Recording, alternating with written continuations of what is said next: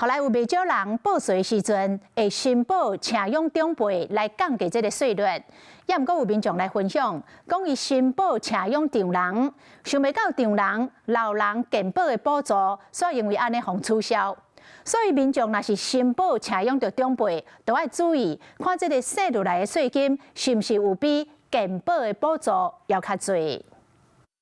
有新北市民眾講，家己報稅互長人爸測袂出來，因為老大人健保補助9912塊變少。問題就出佇咧報稅車用長人爸了後，因為新北市規範老大人投保我第3類農協會，或者是第6類區公所，而且加予總收稅率5%以下，這一份老大人健保專業補助，若是補助的條件無齊，就會改做部分補助。新北市消費局講，若是投保第1類，就是投保囝兒逝世公司，是大人每6個月1662塊的健保補助入口做，未受到囝兒逝世所得稅率影響。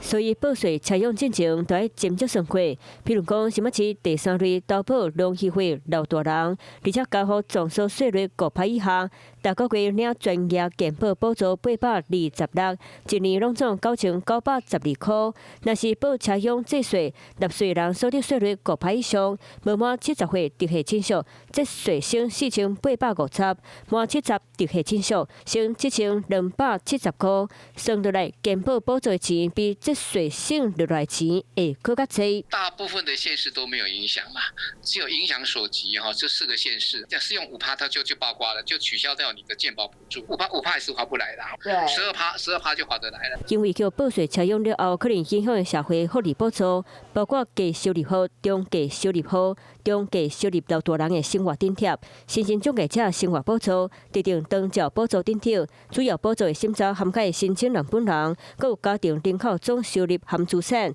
若是交予收入較懸的親人去報車用，這一位親人會列入家庭人口，就可能取消，或者是調降補助金。